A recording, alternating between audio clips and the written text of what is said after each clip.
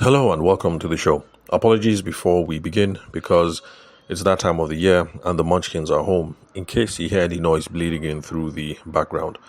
So, with that out of the way, let's get straight down to business. I'd like to start off with a listener shout out to Cameron Shirley.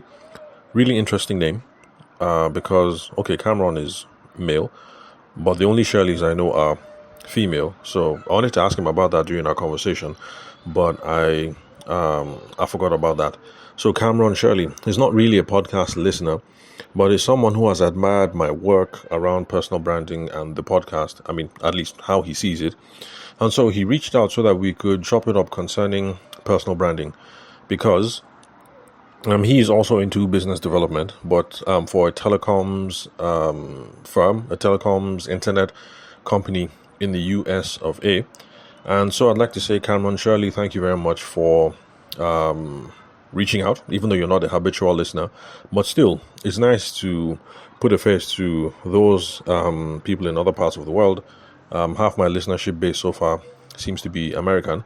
Although, I'm wondering if really it's, 50% of you guys who listen to the show are American, or a bunch of you are just Nigerians in diaspora who happen to be in America. So, can't quite figure that out yet. So, Cameron, nice having the conversation with you. The next time we chat, I definitely will be asking you that question about the Shirley, because in this part of the world, all the Shirleys I know are female.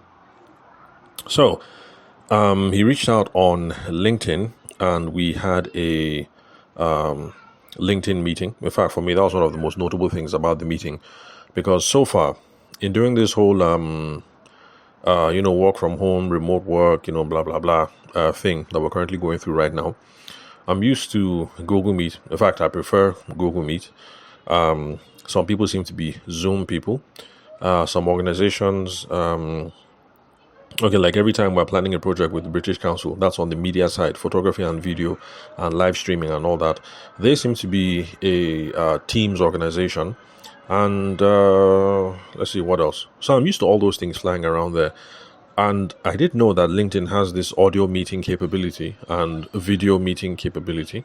Sorry, the audio capability on LinkedIn is I think that's for events. Then the video capability that they have is for meetings. So I was aware that it existed, but yesterday was my first time trying it out. Oh, by the way, if any of you have to accept a LinkedIn video meeting request, something you guys need to know. I don't know if it's something peculiar to Android phones, but I had to download something. I can't remember what it was anyway, but it was pretty much an automatic thing before the meeting started. So I hit the video link, and while I was priming up the video, it now said I needed to download something. I clicked on that. It went ahead and downloaded, and so then I was able to start the meeting. So just to let you guys know, in case you're trying to do business with someone, the person recommends a LinkedIn video meeting. If the meeting is for 10, don't sign up at 10, since you have to install this thing, and you know how network can be in Nigeria now. So my recommendation, if the person says the meeting is for 10, is a LinkedIn video, and it's your first time doing it, maybe try and sign in 9:55, so that you have to click and then that thing will download and you're good to go. So LinkedIn video meetings, another avenue for connecting with people. Give it a try, especially for those of you who don't like giving phone numbers and email addresses to total strangers, because I prefer to have phone calls and I prefer to do Google Meet. So I try to get phone numbers for phone calls and for WhatsApp or email address so we can share the link. And I noticed that some people are kind of hesitant giving out that kind of information.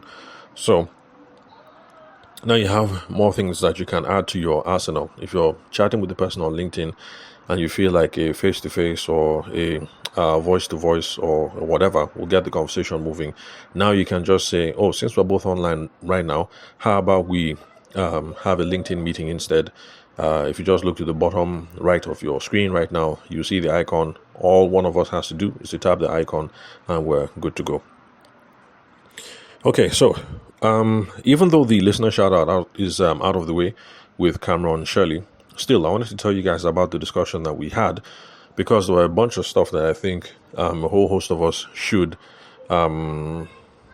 a whole host of us should, what will I say, put our minds to, because the reason why he reached in touch, he's also a business development professional, like I said, in the telecoms and internet space.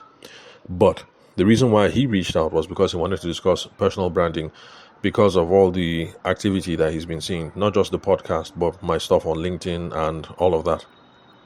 So he wanted us to discuss personal branding. Now, I keep saying time and time again that I am not an expert on any of these things, marketing, branding, what else, copywriting, all these sorts of things. But people still reach out and ask for my opinion anyway, and I do try to help. But, the avenue, the lens through which I look at everything is through a sales and business development perspective, because luckily, since sales, selling, business development is a very broad profession, we do have a lot to say about we do have a lot to say about different aspects of business. So I went ahead and I gave it a shot. So we're looking at personal branding online and offline. So for him, of course, I did my usual thing, asking questions. They had been receiving some training on personal branding at the office, especially offline. So he had received lessons at work that's provided by their telecommunications company. Well, and by the way, if you happen to be working for one of those companies, whether in Nigeria or abroad, where they do provide these sorts of things, it's something you ought to cherish, because not lots of employers do that. And I can speak especially from the Nigerian experience. You're not going to have lots of Nigerian employers who pay for coaching, personal development, professional development, and stuff like that for their staff.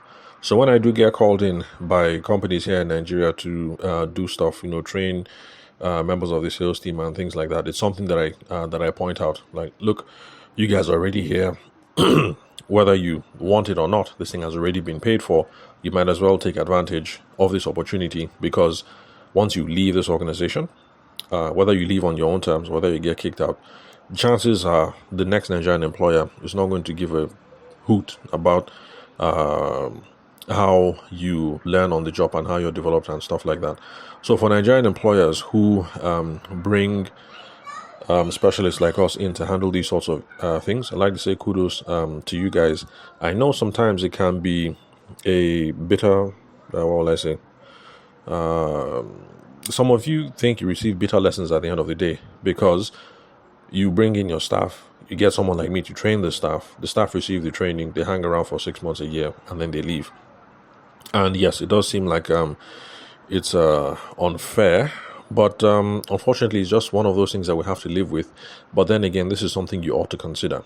If you bring somebody in and the person is at a 20%, and the person stays with you for 2 years, giving you 20%, is that really worth your money and worth all the stress?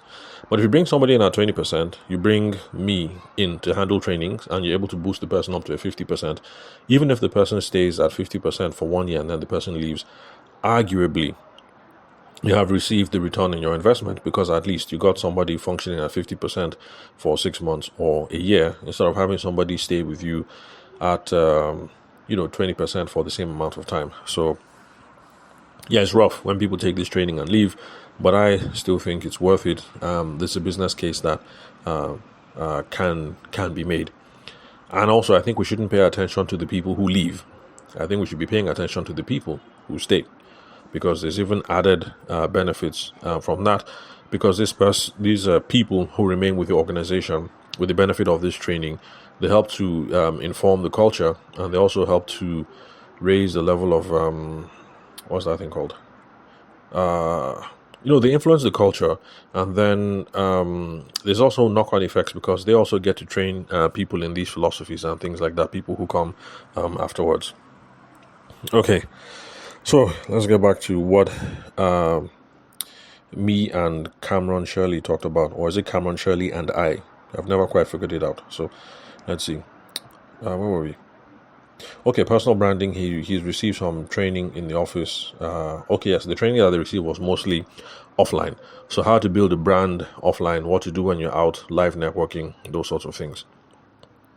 So I guess some of you might be wondering, especially for those of you who came for this podcast, because who found this podcast and who listen to the podcast because you want to hear about hardcore sales. So you're wondering, why are two sales professionals or two business development professionals talking about branding? There's me, sales business development, and then there's Cameron Shirley, also sales business development in the telecom space. Why are we talking about branding? The reason why folks like us talk about branding from time to time, or employers like Cameron Shirley's employers who want to make sure that they're trained up, try to train them on branding, is because branding is essential for business growth. It is essential for sales. The reason why branding is essential is because people have to know who you are. People also need to know what you do before they can buy from you. Let me repeat that. The reason why we pay attention to all these other things, yes, the reason why we're here on the podcast is we're here for hardcore sales tips, tricks, strategies, frameworks. Yes, sales. That's what brought us here to the podcast. But the reason why from time to time we're going to discuss branding is because branding is also essential. Because branding solves the problem of people knowing who we are and knowing what we do. Because if people don't know you, they don't know what you can do, they are not going to buy from you. So that's the reason why we talk about branding from time to time. Now, my advice to Cameron was that he shouldn't get carried away by the floss, the gloss, the reputation management, logo, font, color, brand positioning, blah, blah, blah. All that is easy, all that technical stuff. All those things are really, really important. Definitely. And you pay attention to it later. But in the beginning, we should pay more attention to the substantive. Sorry about that. It's a word I've not been able to put it on my tongue since law school, because I always talk about the substantive issues, substantive and meritorious issues of the case. Yes, so pay more attention to the substantive aspects of running a business, and then the rest will follow. Now, this is something that I learned from my mom, because she's a former marketer, a former marketing and brand specialist in Lagos, Nigeria. Well, she started off actually in 1985 with the Hilton Hotel in Abuja. So, excuse me. Until about a decade ago, she had stints with Troika Holdings. Troika Holdings is one of the much more older legacy firms in Nigeria. Troika Holdings had 3 companies under its what are they called? Troika Holdings, of course, is a holding company.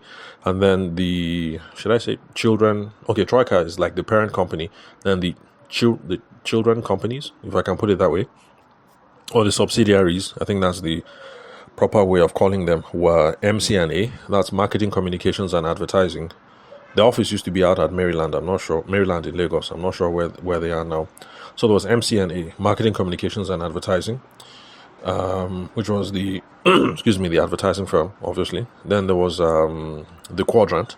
Quadrant was a public relations firm. I think my mom, when she left Troika Holdings, she left as the CEO of Quadrant. Then the third one was I can't remember. I was a young boy back then, so I can't remember anyway. So Troika, yeah. So Momsi served with Troika. So she had roles in advertising. Oh, sorry about that. Okay, 10 minutes. Let me see. Okay, let me just blaze through. If it reaches 30 minutes, it reaches 30 minutes. Okay. So she had roles in advertising, in marketing, public relations, branding, but my mom is retired now, and every time I want to discuss stuff with her that are related to these sorts of things, her response is, don't bother me with academic stuff, my brain is resting. So, unfortunately, for those of you who've been hearing me talk about my mom and who think maybe one day she's going to make an appearance on the podcast, the chances of that are not going to happen, because as far as she's concerned, she's tired and her brain is resting. So anyway, I got good advice from her, watching her work at the time, especially when Nigeria was going through this thing under President Olusegun Obasanjo. That was the Project Nigeria thing, where they were advertising on CNN and BBC, and they were doing this whole thing that the current president is also doing now, about trying to attract FDI, foreign direct investment. You want people to bring their dollars and their pounds and their euros into Nigeria, so for infrastructure projects and things like that. Also trying to make Nigeria seem like a tourist destination. So, I was at an event where my mom was speaking, also to public relations and branding professionals, and that was in I think that was in Ibadan. Back then, I was in OAU, so OAU Ibadan, distance is not it's not far. So, a driver just came by, picked me up, and then I got to hear Momsi talk. And the thrust of her talk, if I remember correctly at the time, was that yes, it's a good thing that we finally left the military era. Olusegun Obasanjo is now in charge. I mean, he's a former military administrator for Nigeria. Were they called military administrators, or I can't remember what they used to be called anyway. So OBJ is back as a president, and it's good that Nigeria is doing this campaign, this Project Nigeria and all whatnot. We're trying to attract investment and everything. But his opinion was that until we paid attention to the substantive aspects on ground, everything we were doing would just look like film trick and people would not be deceived. So you can't say Nigeria should be a tourist destination if we have insecurity up and down, everywhere. As this guy said, that musician, bosa, gunshot in the air. So foreigners are not going to come and do tourism here if every day is bosa. So that was Momsi's point, essentially. And people are not going to bring in their dollars, their euros, their whatever it is, if there's political risk and all these other things. So basically, Momsi's speech at the time was pay attention to the substance of the matter first, and then the good things will follow. So if you deal with insecurity and there's no more bosa, then people might say, you know what, let's go to Nigeria. They have tourist destinations in Zaria, in this place, in that place. Let's go and see the history of Kano, and let's go and see the old Benin city in Edo State and all of that. So that was Mom's opinion.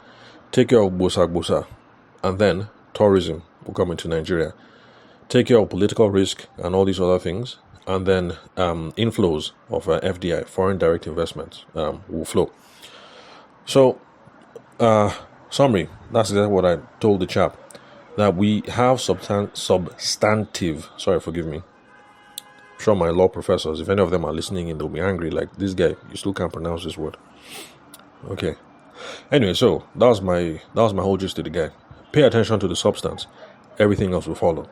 So, as sales and business development professionals, we already received training about how we should talk, how we should address, how we should find out what people want or need, how we can build rapport, how we can negotiate, let's see, what else, how to create proposals, things like that.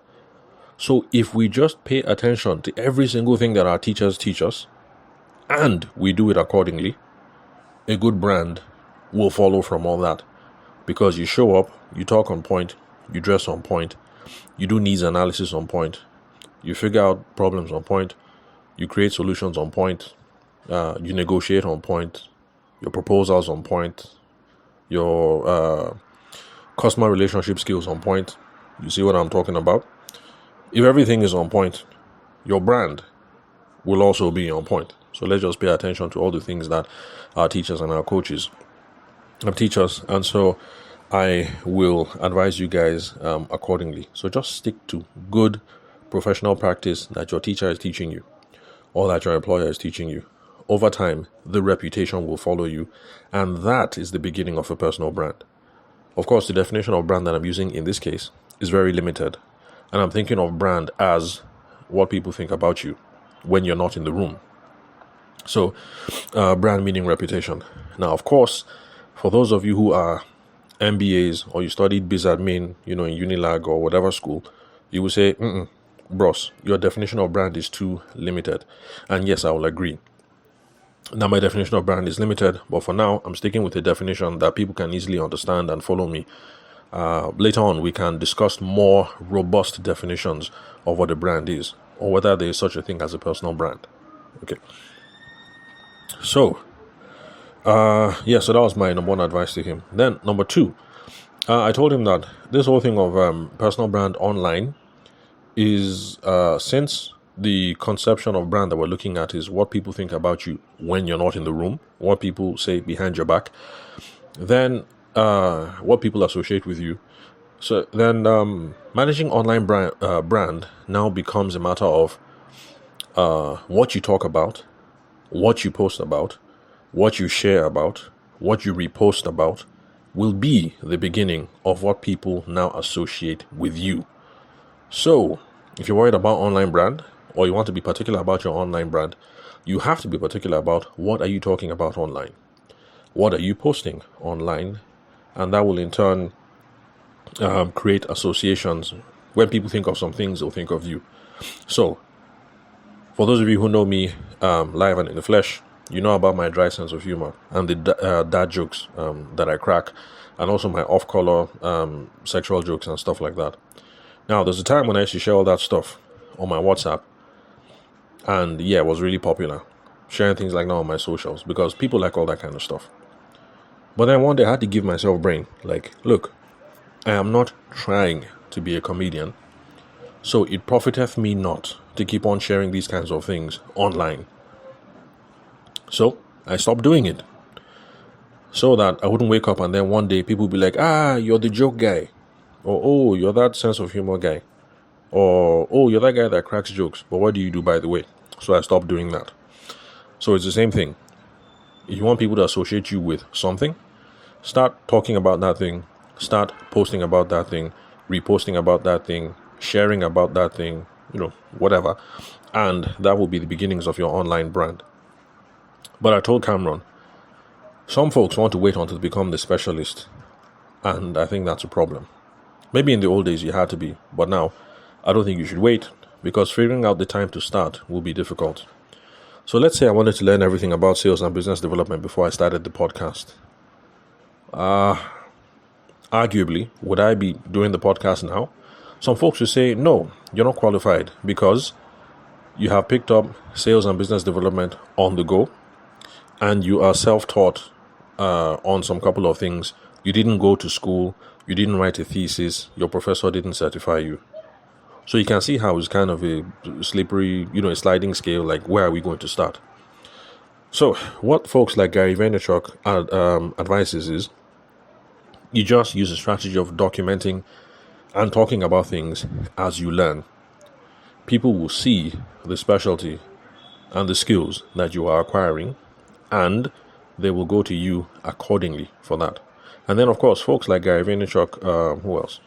This former photographer, also turned tech founder, what's her name? Jasmine Star, and a couple of other people. What they point out is that expertise is relative. So, me talking about sales and business development, I'm the expert relative to you guys because I know more than you guys. But of course, if I'm having a conversation with someone more far along, let's say like Dangote, for instance, Dangote has generalist expertise in running enterprises. Okay, maybe I might still be considered a sales specialist if I'm having a conversation with Dangote. But you get what I'm trying to say. That with my level of knowledge, skill, and the experience I've gotten so far, in front of some people, hands down, I'm the expert. In front of other people, we are contemporaries. And then in the presence of other people, they'll look at me and say, young man, you still the learn work. A couple of years, no problem. You can come and roll with the big boys and roll with the big girls. So, expertise is relative. And so because of that, documenting and talking as you learn is not a problem. So, if you want to be your personal online brand to be brain surgery in Nigeria, you want to be the preeminent brain surgeon in Nigeria, but currently you're in year 2 medicine, or let's say like this guy that reached out to us yesterday, Adegbulu, that reached out to me. So you're Adegbulu, you're in UI. You want to be the preeminent neurosurgery specialist in Nigeria, but currently you're in year 5. You still have 2 years before you graduate. And after you graduate, that 2 years, you still need to do 2 years clinical. Abi? Then after 2 years clinical, you now do 2 years, residency, Abi specialization. So someone in his own position will need another, if my math is right, I think 6 years to qualify before you can even start positioning yourself anyhow within the neurosurgery space. So with Gary Vaynerchuk, his advice, and with Jasmine Star and people like that, what you would do is, from this your year 5, start talking about neurosurgery on your LinkedIn or on your Instagram. Start talking neurosurgery. Share the things that you are learning. ideas in your thesis, put it up. Documentaries you come across, share them. Conferences that you're attending on neurosurgery, put it up. All these other things as you're learning, as they go. Just keep putting these things up on LinkedIn, on Instagram, on everything. And people will now start making those associations between you and neurosurgery. So if you take this approach, by the time you're done with the 6 years, 2 years, qualify medical exams, 2 years residency, 2 years, what's the other 2 years? I can't remember. Then plus 1 year NYSC. By the time you've been doing this thing for 7 years, and then, Momsy and Popsy, they're able to raise you so that you go to Johns Hopkins University. Is that in America, I think? You're not going to attend Johns Hopkins in America, and then you specialize. So by the time you've been doing all this over the last 10 years, as you come back to Nigeria now and you're setting up your own neurosurgery practice, you can see how the brand will now begin, will now start to take shape. It's because from year 5, you've been doing some stuff with your LinkedIn, with your Instagram, with your everything. Everything has been adding and been adding and been adding and been adding. Then by the time you now graduate Johns Hopkins, you come back to Nigeria, you open up your whatever, certified, like you're the guy or you're the girl. If they say neurosurgery in Nigeria, you're the person to go through. It's because you've been following this much more organic approach, documenting and talking about things as you learn. So that was my advice to Cameron, Mr. Shirley. Don't wait until you're the expert. Now start documenting and start talking about things as you are learning. So that was my advice to him. Do you want to achieve some sort of big branding in the telecom space in America, in your city, in wherever you are? Then start talking about these things small, as you are learning. I went to go and visit a client today. This was the problem, blah, blah, blah. This is how we help them solve it. Our product does this, that. Bam, you post it. Small. As you're posting 2-3 times a week, people are seeing. After a year, if anybody is thinking telecoms problems, they'll say, that my guy, Cameron. This is the kind of thing he does. Here's Cameron's number. Just holler at the guy. He will sort you out. So that's how we start. Small, day by day.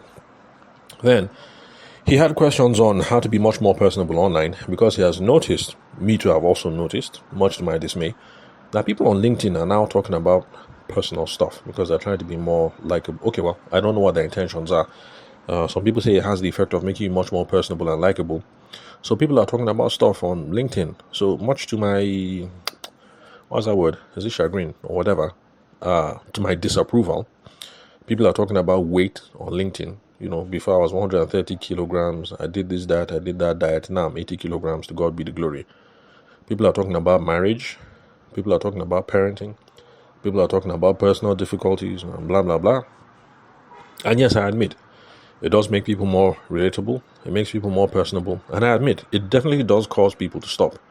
When Madame is tweeting about her marriage, about how, her meteoric rise in her careers, may have caused some tension between her husband at home and how they navigated those difficulties.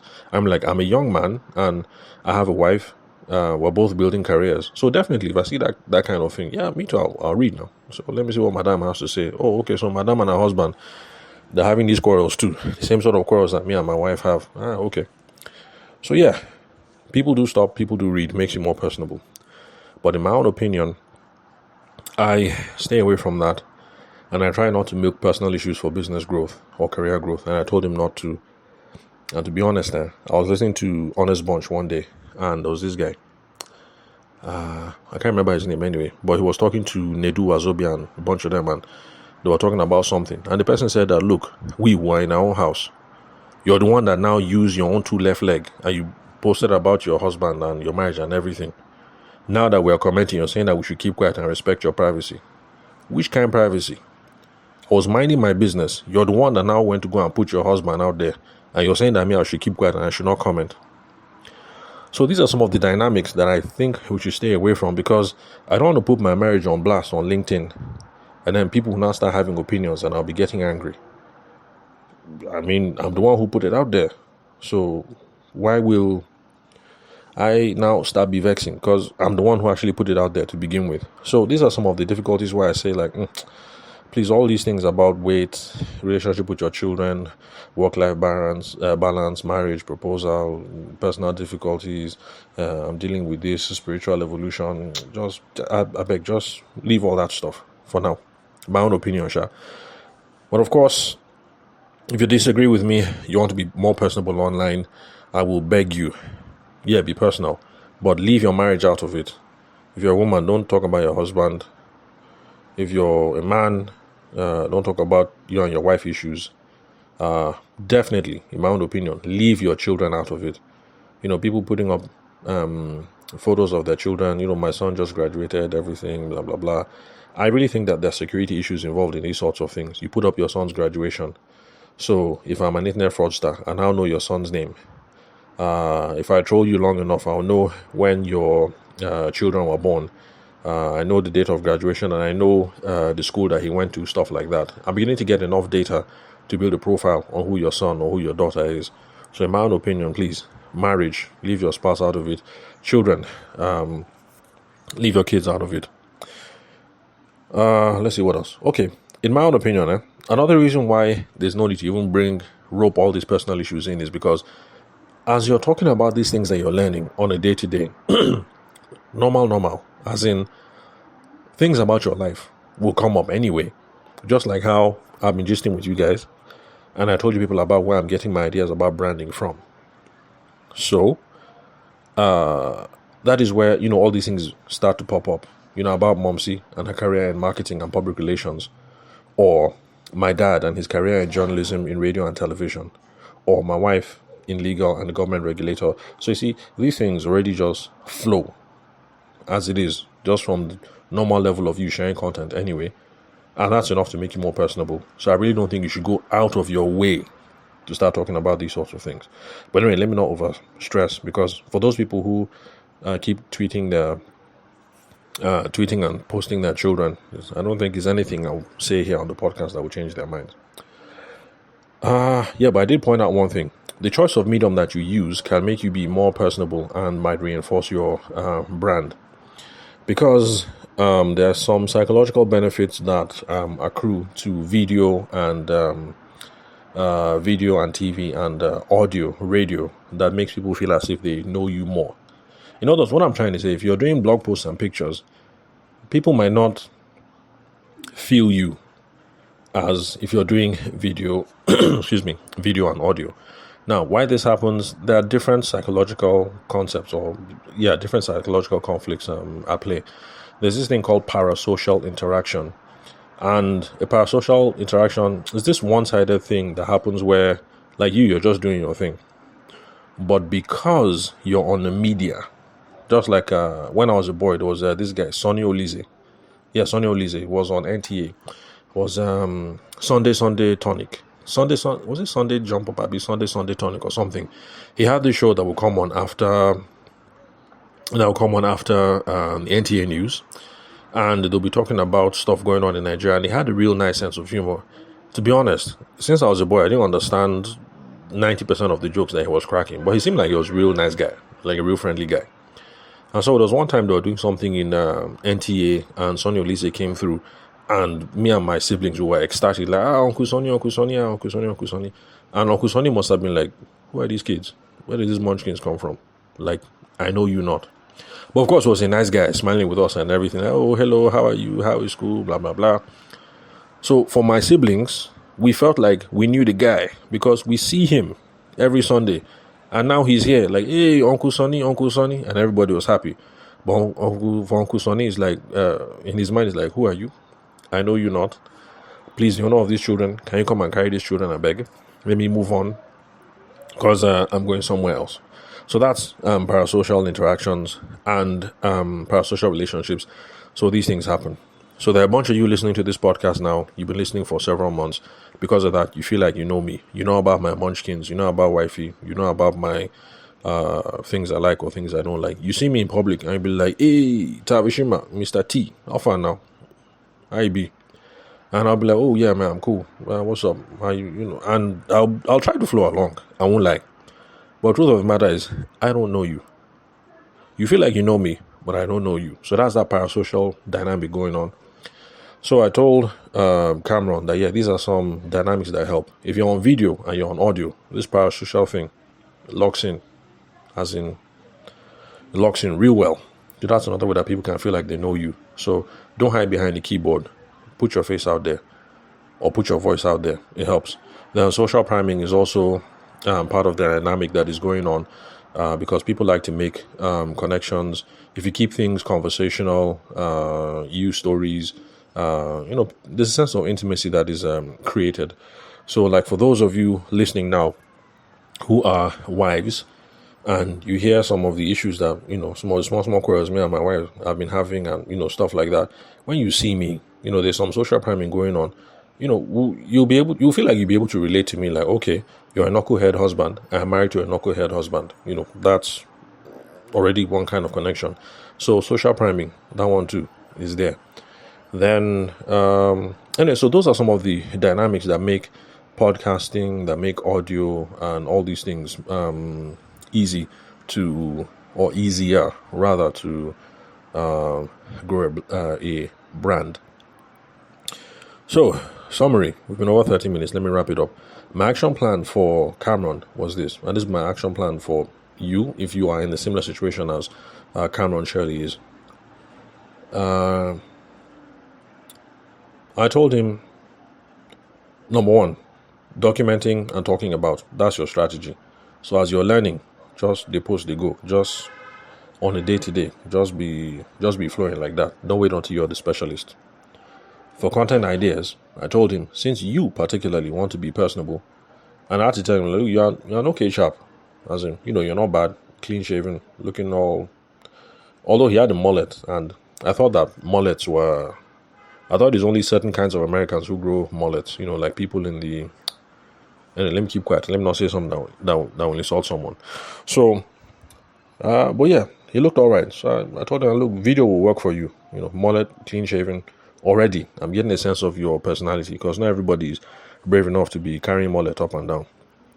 So I told him, video, you'll be more personable. Then I also told him, we have to repurpose content, we have to distribute. So I told him, as you're doing a video, put your laptop to one side, open Google Transcribe, and then hit play.